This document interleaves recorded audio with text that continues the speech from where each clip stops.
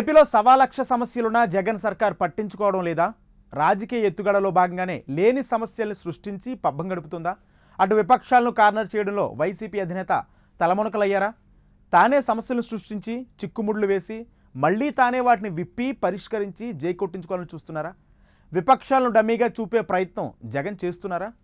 ఎప్పుడూ లేనిది ఈ సినిమా టికెట్ల గోలేంటి? వాటిపై చర్చోపచర్చలు, చివరకు జగన్ సమక్షంలో శుభం కార్డు పడ్డం ఏంటి? ఈ పొలిటికల్ డ్రామా దేన్ని ఉద్దేశించి, అసలు దేని టార్గెట్ ఎవరు?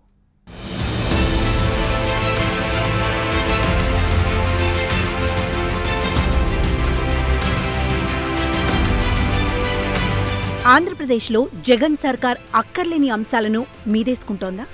లేని సమస్యల్ని నెత్తినేసుకొని పాలనను పక్కన పెట్టి సినిమాటిక్ డ్రామాలకు తెరలేపుతోందా? ఇదే ఇప్పుడు రాష్ట్ర రాజకీయాల్లో హాట్ టాపిక్గా జరుగుతున్న చర్చ.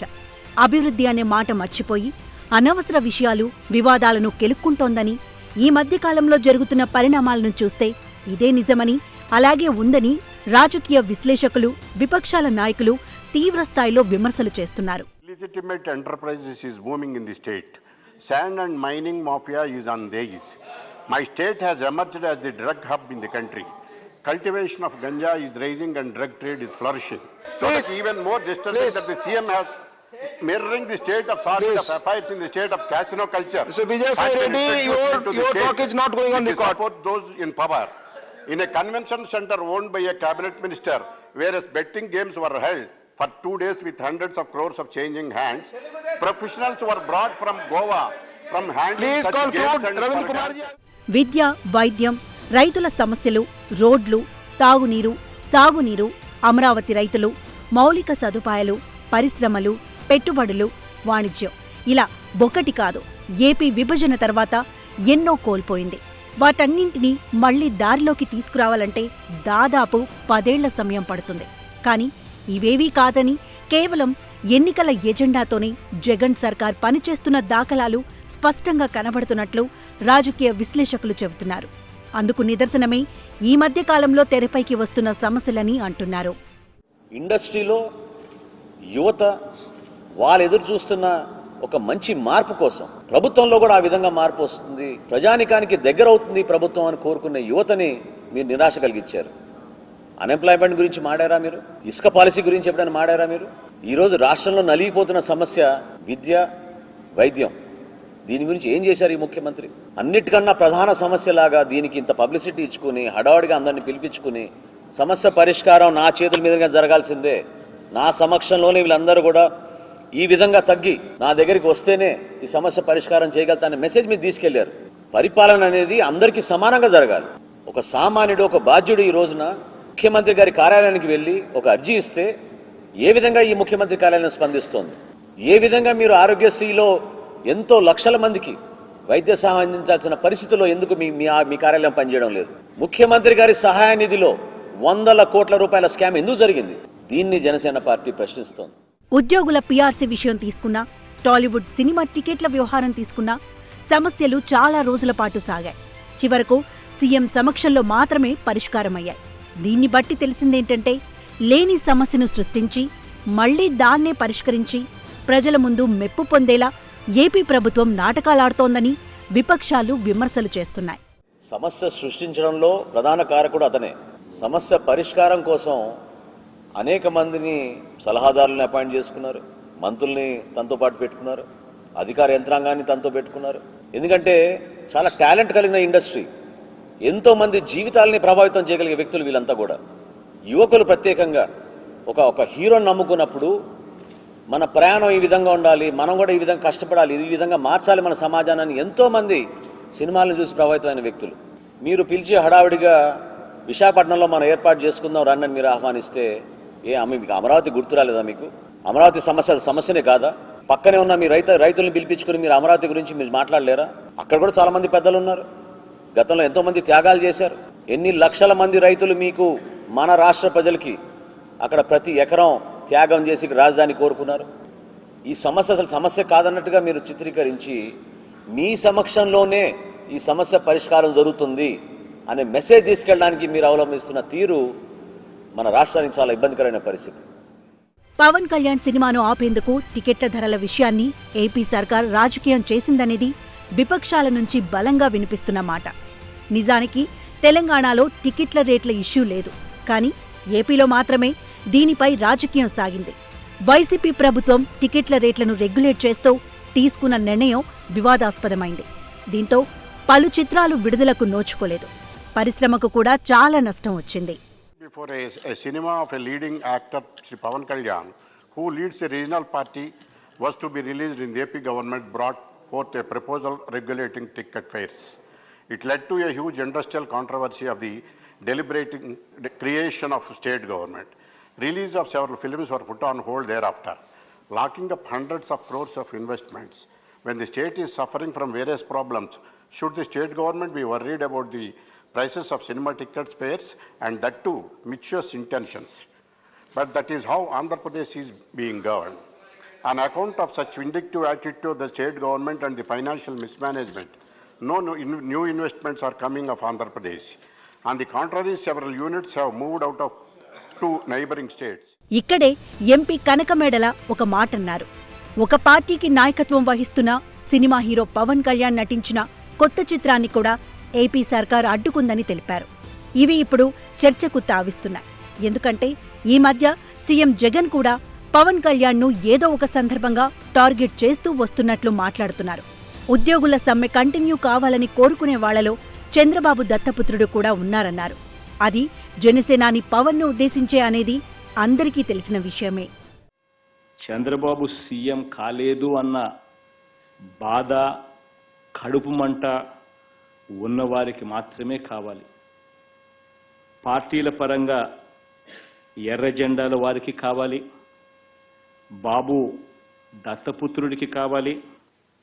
వ్యక్తుల పరంగా ఉద్యోగులు సమ్మె జరుగుతోందంటే వీళ్ళకు పండగ.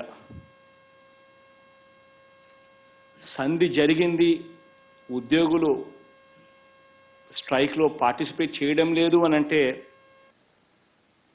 ఏడుపు మొహం పెట్టారు. వీళ్ళకి అది నచ్చలేదు. రాష్ట్ర ప్రభుత్వ ఉద్యోగులు సమ్మె విరమించారు అని చెప్పి తెలియగానే కమ్యూనిస్టు సోదరులు ముందుకు దోశారు. పచ్చ జెండాలు మోస్తా ఉన్న పచ్చబాబు పచ్చ జెండా ముసుగులో ఉన్న ఎర్ర సోదరులను ముందుకు తోశారు. ఎర్ర జెండా వెనక పచ్చ ఎజెండా. ఇది ఈ రాష్ట్రంలో ఉన్న పరిస్థితి. దీనికి జనసేనాని కూడా గట్టిగానే కౌంటర్ ఇచ్చారు. ఉద్యోగుల సమ్మెకు జనసేనకు ఎలాంటి సంబంధం లేదని తేల్చి చెప్పారు. జగన్ వ్యాఖ్యలను తీవ్రంగా ఖండించారు. తనకు నచ్చని వ్యవస్థలపై విమర్శలు చేయడం, బురద జల్లడం ఏపీ సీఎంకు అలవాటేనని ఘాటు వ్యాఖ్యలు చేశారు పవన్ కళ్యాణ్. తాను ప్రజల దత్తపుత్రుడినని కౌంటర్ ఇచ్చారు. వాళ్ళు ప్రభుత్వం మీద నిరసన తెలిపితే దానికి జనసేన నేను మిగతా పార్టీలని అంటాం ఎంత మాత్రం సమర్థనీయమైంది కాదు. అది అంటే వైసీపీ నాయకులకు కానీ వారికి ప్రభుత్వానికి కానీ ఉన్నది ఏంటంటే మిమ్మల్ని ఎవరు ఏం అనకూడదు. మీరు ఏం చేసినా సరే డూడు బసవనలా తలూపేసి వెళ్ళిపోవాలి ముందుకి. అలా కాదంటే సుప్రీంకోర్టు న్యాయమూర్తుల దగ్గర నుంచి, న్యాయ వ్యవస్థలో న్యాయమూర్తుల దగ్గర నుంచి ఈరోజు నల్ల బ్యాడ్జీలు కట్టుకున్న టీచర్ల దాకా అందరూ మీకు శత్రువులుగానే కనిపిస్తారు మీకు. ఎందుకంటే మీకు డూడు బస్సు అన్న పని చేయలేదు కాబట్టి. ఎందుకంటే ఎవరైనా న్యాయంగా వాళ్ళ హక్కుల గురించి వాళ్ళు అడిగితే మీరు పద్ధతిగా చేయండి. వాళ్ళు ఎందుకు వస్తారు రోడ్ల మీదకి? మీ మంత్రివర్గం ప్రతి ఒక్కళ్ళు రెచ్చగొట్టేలా మాట్లాడతారే. అలాగే ఈ రోజున టీచర్లు నల్ల బ్యాడ్జీలు ధరించి విధులకి హాజరవుతున్నప్పుడు అది ఏం సూచిస్తున్నది? మీ వైఫల్యం. అది మీరు ఇచ్చిన మాట మీద వెనక్కి వెళ్ళిపోతే దానివల్ల వచ్చింది వాళ్ళకి. దానికి మమ్మల్ని వెటకారాలు చేస్తే ప్రయోజనం ఏంటి? మీరు వెటకారాలు ఆపి పని చూడండి. వెటకారాలతో ముందుకు కాదు, పనికొచ్చే మాటలు మాట్లాడండి. వ్యూహాత్మకంగానే సీఎం జగన్ పవన్ పేరును బయటకు చెప్పకుండా బాబుకు దత్తపుత్రుడని పిలిచినట్లు రాజకీయ పండితులు విశ్లేషిస్తున్నారు. రానున్న ఎన్నికల్లో వైసీపీ సర్కార్ మళ్లీ అధికారంలోకి రావాలంటే దానికి 1,00,000 సవాళ్లున్నాయి. అందుకే ఇప్పట్నుంచే విపక్షాలను కార్నర్ చేసి ఇష్యూస్ని డైవర్ట్ చేయడం ద్వారా రాజకీయ లబ్ధి పొందాలని ఏపీ సర్కార్ చూస్తున్నట్లు రాజకీయ పరిశీలకులు అంచనా వేస్తున్నారు. వ్యవస్థని దుర్వినియోగం చేసుకుని, వ్యవస్థల్ని, అక్కడున్న పెద్ద మనుషుల్ని అందరినీ ఇబ్బంది పెట్టి లొంగదీసుకుని భయపెట్టించి సమస్య పరిష్కారం నేనే చేస్తాను, నా దగ్గరికి వచ్చి మీరు పూర్తి స్థాయిలో మీరు తగ్గి, ఇక్కడ ఈయనేదో మహారాజులాగా ఈయన చేతుల మీదుగా జరిగినట్టు ఒక పాలసీ గురించి మాట్లాడుకున్నప్పుడు, అంటే నేను ఫిలిం ఇండస్ట్రీ గురించి నేను ప్రత్యేకంగా నేను మాట్లాడడం లేదు, కానీ జరుగుతున్న పరిస్థితులు చూసి బాధ కలిగిస్తోంది. సినిమా ఇండస్ట్రీలో ఇంకా వేరే వాళ్ళు లేరా? ఎగ్జిబిటర్ లేరా? డిస్ట్రిబ్యూటర్ లేరా? సినిమా యాజమాన్యులు, థియేటర్ ఓనర్స్ లేరా? ఎందుకు మీరు వాళ్ళతో కూర్చోలేదు? ఎందుకు మీ అధికార యంత్రాంగం క్షేత్రస్థాయిలో జరుగుతున్న మీటింగ్లు, ఇదే సచివాలయంలో జరుగుతున్న మీటింగ్లలో మీరెందుకు పాల్గొనలేదు? ముఖ్యమంత్రి గారు కేవలం హీరోలతోటి కూర్చుంటారా? వాళ్ళని కూడా ఆహ్వానించి వాళ్ళకు కూడా మీరు గౌరవం ఇచ్చుంటే వాళ్ళు ఎంత ధైర్యంగా ప్రజల్లోకి వెళ్ళేవాళ్ళు. కోట్ల రూపాయలతోటి వాళ్ళ ఆస్తులు అక్కడ సినిమా హాళ్ళు కట్టుకుని డిస్ట్రిబ్యూటర్లు కానివ్వండి, ఎగ్జిబిటర్లు కానివ్వండి, వీళ్ళందరూ కూడా ఏ విధంగా ఇండస్ట్రీని నిలబెడుతున్నారు? ఏపీలో ఉన్న సమస్యలను వదిలేసి కొత్త సమస్యల్ని సృష్టించడం ద్వారా ప్రభుత్వం విపక్షాల్ని కన్ఫ్యూజన్లో పడేసే ప్రయత్నం చేస్తున్నట్లు తెలుస్తోంది. ఏదో పెద్ద ప్రాబ్లమ్స్ ఉన్నట్లు బిల్డప్ ఇచ్చి దాన్ని తన చేతుల మీదుగానే పరిష్కరిస్తున్నట్లు చూపి సీఎం సొంత పబ్లిసిటీ కోసం వ్యవస్థల్ని దుర్వినియోగం చేసుకుంటున్నారనే విమర్శలు ఇప్పుడు పెరుగుతున్నాయి. సమస్య సృష్టించిందే అతను. సమస్య పరిష్కారం కోసం యంత్రాంగం ఉంది. స్టేక్ హోల్డర్స్ చాలామంది ఉన్నారు ఈ వ్యవస్థలో. స్టేక్ హోల్డర్స్తో మీరు అనేక సందర్భాల్లో చర్చ జరిపినప్పుడు ఎందుకు మీరు వాళ్ళకి ఎంపవర్ చేయరు? మీ ఆదేశాల మేరకే కదా వీళ్ళు పనిచేసేది. ముఖ్యమంత్రి గారి ప్రధాన సలహాదారికి తెలీదా అండి ముఖ్యమంత్రి గారి ఆలోచన ఏంటో, ఆయన చెప్పింది ఏంటో? అన్ని శాఖలకు అతనే కదా ప్రెస్ మీట్ పెట్టేది. మంత్రులు ఎవరు లేరు, మంత్రులు రారు ప్రెస్ మీట్లకి. ఆయన తెలీదా ముఖ్యమంత్రి గారు ఏమి ఇన్స్ట్రక్షన్స్ ఇచ్చి పంపించారు? ఇన్ని సందర్భాల్లో ఇన్ని మీటింగ్లు జరిపి సమస్య జటిలం చేసి సమస్య పరిష్కారం కాదన్నట్టుగా మీరు చిత్రీకరించి చివరికి ముఖ్యమంత్రి గారి సమక్షంలోనే వీళ్ళు వచ్చి బతిమలాడుకున్నట్టు వీళ్ళు చేసిన కార్యక్రమం చూస్తే బాధ కలిగిస్తుంది. మరి సామాన్యుడి పరిస్థితి ఏంటన్నట్టు నేను ప్రశ్నిస్తున్నాను. ఈ సమస్య గురించి మీరు కేటాయించిన సమయాన్ని ఎందుకు అమరావతి రైతులకు మీరు కేటాయించారు? ఎందుకు ఈ చిత్తశుద్ధి మీలో ఉంటే నిజంగా రోడ్లపైన మీరు సమయం కేటాయించరు? రైతాంగం కోసం ఎందుకు సమయం కేటాయించరు? దీన్ని మేము ప్రశ్నిస్తాం. నిజానికి సినిమాల్లో చిన్న సినిమాలు, పెద్ద సినిమాలు అని ఉండవు. ఒక్కోసారి పెద్ద హీరోలు కూడా చిన్న సినిమాల్లో చేయాల్సొస్తుంది. 100 కోట్ల లోపు బడ్జెట్ ఉన్న సినిమాలు ప్రస్తుతం చిన్న, మీడియం తరహా సినిమాల కిందే లెక్క. అయితే ఫిలిం ఇండస్ట్రీ బలంగా పాకుతున్న తెలంగాణలో లేని ఇబ్బంది ఏపీకి ఎందుకొచ్చింది? ఇదంతా టాలీవుడ్పై తనదైన గ్రిప్ కోసం ఏపీ సర్కార్ వేస్తున్న ఎత్తుగడలో భాగమేనని రాజకీయ విశ్లేషకులు చెబుతున్న మాట. దానికి మూల కారణం కూడా పవర్ స్టార్ పవన్ కళ్యాణే అని భావిస్తున్నారు.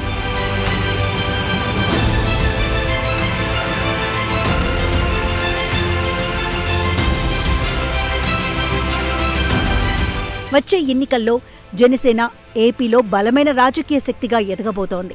అందుకే పవన్ ఆర్థిక మూలాలైన సినిమా ఇండస్ట్రీని గుప్పెట్లో పెట్టుకుని జనసేనాని దెబ్బకొట్టడం ద్వారా రాజకీయంగా లబ్ధి పొందొచ్చని జగన్ భావిస్తున్నట్లు విశ్వసనీయ సమాచారం. అందుకే అసలు సంబంధమే లేని సినిమా టికెట్ల వ్యవహారాన్ని ప్రజలు వినోద సేవల పేరుతో కొత్త రాజకీయాలకు ఏపీ ప్రభుత్వం తెరలేపిందని రాజకీయ పరిశీలకులు అంటున్నారు.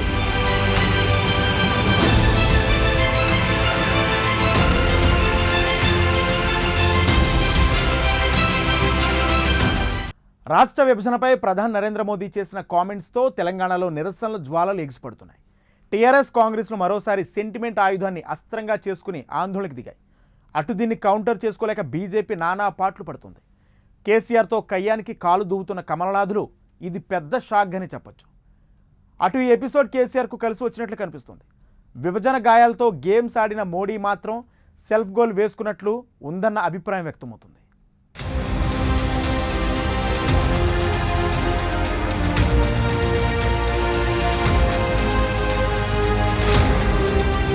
ప్రధానమంత్రి నరేంద్ర మోదీ రాష్ట్ర విభజన గాయాలను మరోసారి గుర్తు చేశారు.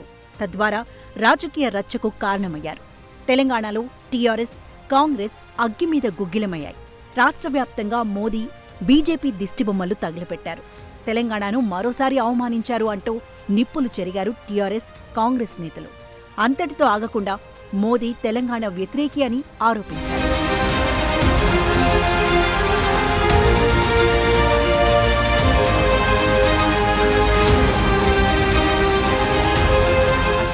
టీఆర్ఎస్ కాంగ్రెస్ నాయకులు అంతగా మండిపడటానికి కారణాలేంటో ఒకసారి చూద్దాం.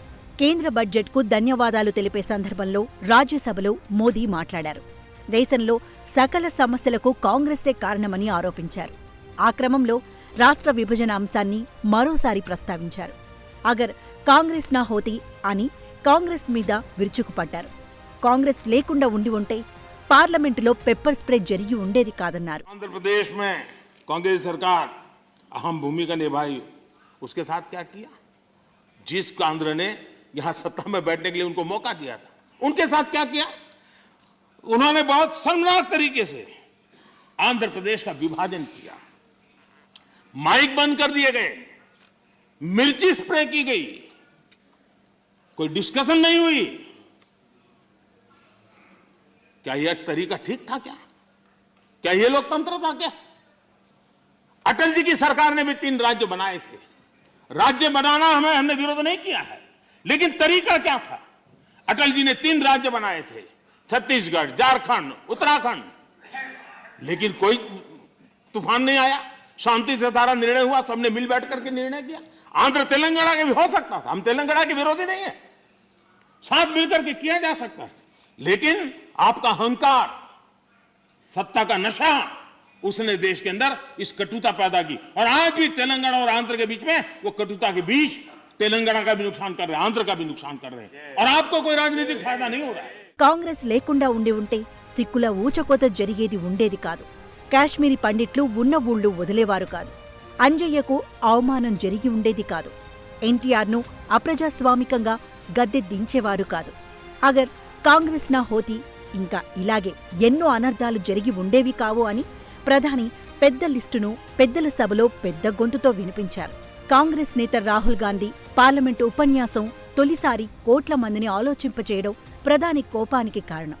అసలే 5 రాష్ట్రాల ఎన్నికల వేళ ఎక్కడైనా ఆచీతూచి మాట్లాడే మోదీ కాంగ్రెస్ను తూర్పారబట్టే తొందరలో అనవసరంగా తెలుగు రాష్ట్రాల విభజన అంశాన్ని ప్రస్తావించి సెల్ఫ్ గోల్ వేసుకున్నారు.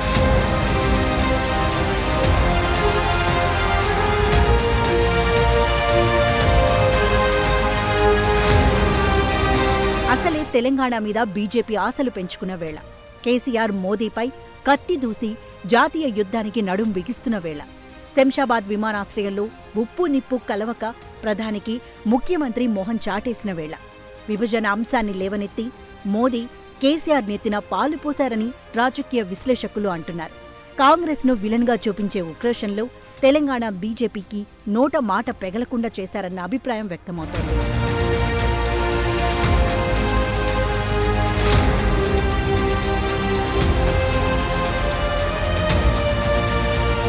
విభజన దెబ్బకు ఆంధ్రాలో ఇంకెన్ని తరాలైనా కాంగ్రెస్ లేవలేదు. ఆంధ్ర పోతే పోయింది. తెలంగాణ ఇచ్చిన పార్టీగా ఇక్కడ చాలా ఏళ్లు అధికారంలో ఉండవచ్చు అనుకున్న కాంగ్రెస్ కలను మొదట్లోనే కేసీఆర్ చాలా తెలివిగా అణిచివేశారు. తెలంగాణ ఇచ్చి కాంగ్రెస్ ఇప్పుడు దిక్కులు చూస్తోంది. రేవంత్ ఎంత దూకుడుగా వెళుతున్నా ఆ పార్టీ పతనానికి కాంగ్రెస్ పెద్దలే కృషి చేస్తుంటారు. ఈ నేపథ్యంలో కాంగ్రెస్ను వెనక్కు నెట్టి బీజేపీని ప్రతిపక్షంగా బతికించే కేసీఆర్ రెండంచుల కత్తికి ప్రస్తుతానికి తిరుగులేదని పరిశీలకులు చెబుతున్నారు. ఎంఐఎంతో సెక్యులర్ ప్రేమ గీతాలు పాడుతూ ముచ్చింతల, యాదాద్రుల్లో వైష్ణవ గీతాలు పాడే కేసీఆర్ రాజకీయ విశిష్టాద్వైతాన్ని మోదీ, అమిత్ షాలు సరిగ్గా అంచనా వేస్తున్నట్లు లేరని అనలిస్టులు అంటున్నారు.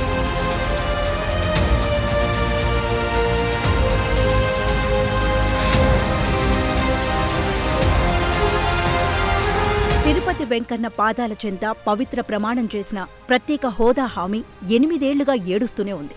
విభజన చట్టం ప్రకారం తెలంగాణకు రావాల్సిన హామీలు కూడా 8 ఏళ్లుగా ఏడుస్తూనే ఉన్నాయి. వీటిని అమలు చేయకుండా మోదీని అడ్డుకుంటున్న పెప్పర్ స్ప్రేలు ఏమున్నాయో మరి. ఇచ్చిన హామీలను నెరవేర్చకుండా ఏ పార్లమెంటు తలుపులు అర్ధరాత్రి మూసుకున్నాయో మరి.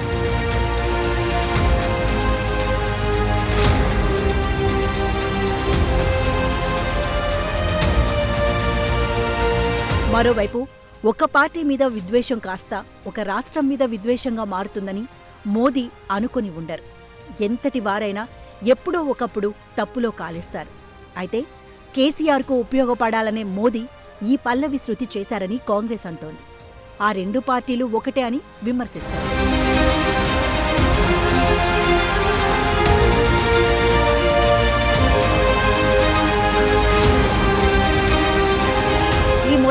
ఎపిసోడ్తో తెలంగాణ బీజేపీ షాక్లో ఉంది. రాష్ట్ర విభజన తీరును తప్పుపడితే మోదీ తెలంగాణకు వ్యతిరేకమా అని ప్రశ్నిస్తోంది. లోక్సభలో పెప్పర్ స్ప్రే కొట్టినా పారిపోకుండా సుష్మా స్వరాజ్ తెలంగాణకు మద్దతు ఇచ్చారని బీజేపీ నేతలు గుర్తు చేస్తున్నారు. నాకు అర్థం కాలే, కాంగ్రెస్ పార్టీ తిడితే వీళ్ళకే తలకనపడక అర్థం కాలే. మోడీ గారు మాట్లాడేది కాంగ్రెస్ పార్టీ మీద, మోడీ గారు విమర్శించేది కాంగ్రెస్ పార్టీని. కాంగ్రెస్ పార్టీకి ఏం వస్తుందో ఎక్కడ వస్తుందో నాకు అర్థం కాలి. ఇప్పటికి కూడా అసలు ఇబ్బంది ఏదో అర్థం కాలి. ఇప్పటికి మోడీ గారు దిష్టి పోలేదు కాబట్టి ఇప్పటికి అర్థం నవ్వుకుంటారు అందరు కూడా. ఆరే దీపానికి వెళ్తురు ఎక్కువ అన్నట్టు డౌన్ ఫాల్ స్టార్ట్ అయింది టీఆర్ఎస్ పార్టీ. మోడీ గారు ఏమన్నారు, తెలంగాణ రాష్ట్ర ఏర్పాటు వ్యతిరేకించారా, బిల్లును వ్యతిరేకించామన్నారా? అంతా రెడీ అయ్యారు. ముఖ్యమంత్రి మళ్ళీ మారితే మళ్ళీ ఒక గంట సేపు టైంపాస్, తెలంగాణ ప్రజలంతా కూడా ఫుల్ టైంపాస్. జోకనపల్లి రాష్ట్ర ముఖ్యమంత్రి అలా కాశ్మీర్ నుంచి కన్యాకుమారి వరకు కాంగ్రెస్ పార్టీ దేశంలో చేసినటువంటి అనర్థాలను, ఇబ్బందులను మోడీ గారు వివరించే ప్రయత్నం చేశారు. అగర్ బీజేపీ హోతీ అనే కథ 2 సార్లు గెలిపించారు. అగర్ మోదీ హవాతో అనే కథ కూర్చోబెట్టారు. ప్రతిపక్షాల ఓట్లు ఎప్పటిలాగే చీలిపోతే ముచ్చటగా 3ోసారి కూడా ప్రధాని అవ్వాలనే కదా మీరు కలలు కనేది. మరి మా సంగతి ఏంటని ఏపీ, తెలంగాణ ప్రజలు మోదీని ప్రశ్నిస్తున్నారు. విభజన చట్టంలో ఇచ్చిన హామీల సంగతి ఏంటని గుర్తు చేస్తున్నారు. మొత్తానికి మోదీ మంటలు తెలంగాణలో జ్వలిస్తున్నాయి. వాటి మాటున నాయకులు చలికాచుకుంటున్నారు. సామాన్యులు మాత్రం ఎప్పటిలాగే ఏం జరుగుతుందో అర్థం కాక, ఎవరి రాజకీయ ప్రయోజనాలు ఏంటో తెలియక అయోమయంలో కొట్టుమిట్టాడుతున్నారు.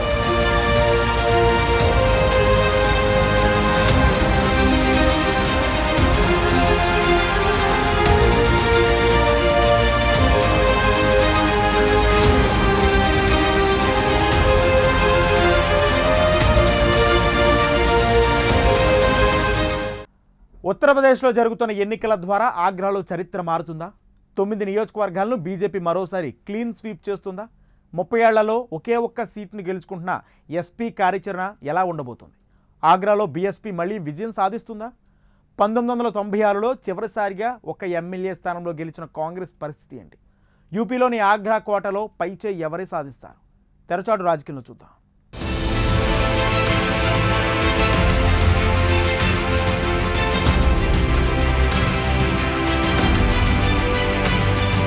ఉత్తరప్రదేశ్ ఆగ్రాలో ఆధిపత్యం సాధించేందుకు ప్రధాన పార్టీలు చేస్తున్న ఎన్నికల రాజకీయం రసవత్తరంగా మారింది. జాటవ్, బ్రాహ్మణ, ఠాకూర్, జాట్, ముస్లిం జనాభా అధికంగా ఉన్న జిల్లాల్లోని 9 నియోజకవర్గాలను మరోమారు క్లీన్ స్వీప్ చేసేందుకు అధికార బీజేపీ అన్ని అస్త్రాలు ప్రయోగిస్తుండగా 30 ఏళ్ల తమ పార్టీ చరిత్రలో ఒకే ఒక్కసారి ఒకే ఒక్క సీటును గెలుచుకున్న ఎస్పీ ఈ మారు చరిత్ర తిరగరాసే యత్నాల్లో మునిగింది.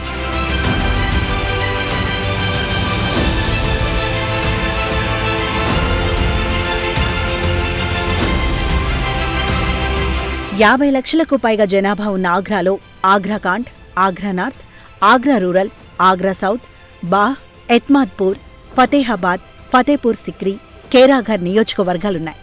బాహ్ పరిధిలోని బ్రాహ్మణ ఓటర్లు అధికంగా ఉండగా 2వ స్థానంలో ఠాకూర్లు ఉన్నారు. ఫతేపూర్ సిక్రీ, కేరాఘర్, ఎత్మాద్పూర్లో బ్రాహ్మణ, ఠాకూర్ల ఆధిపత్యం ఉన్నప్పటికీ మల్లాలు, కుష్వాహా, జాటవ్, వాల్మీకిలు గణనీయ సంఖ్యలో ఉన్నారు.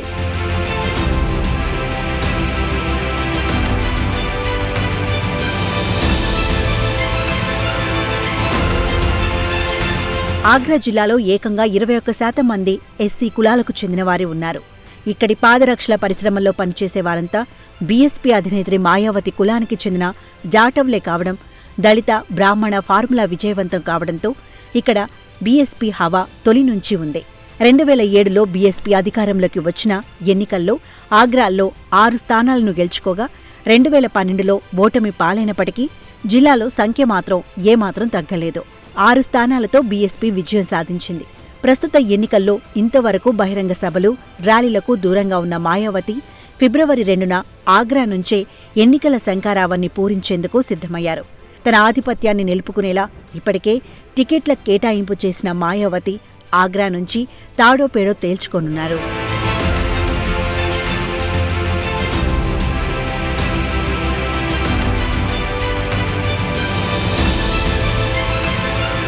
రెండు 2012లో కేవలం 2 స్థానాలు గెలుచుకున్న బీజేపీ 2017 నాటికి బలంగా పుంజుకుంది. ఏకంగా జిల్లాలో 55% ఓట్లను దండుకున్న బీజేపీ అన్ని స్థానాలను కైవసం చేసుకుంది. జాటవ్ల ఓట్లలో చీలిక, హిందుత్వ నినాదం బలంగా పనిచేయడం, వాల్మీకి వర్గం బీజేపీకి అండగా నిలవడంతో బీజేపీ సునాయాసంగా గట్టెక్కింది. ఈసారి అదే స్థాయి విజయాన్ని నమోదు చేయాలని ఉవ్విళ్లూరుతున్న బీజేపీ జాటవ్ వర్గాన్ని ప్రసన్నం చేసుకునేందుకు ఉత్తరాఖండ్ మాజీ గవర్నర్ బేబీ రాణి మౌర్యని రంగంలోకి దింపారు. ఆయనకు ఆగ్రా రూరల్ సీటు కేటాయించారు. మరో 5 స్థానాల్లో అభ్యర్థులను మార్చింది.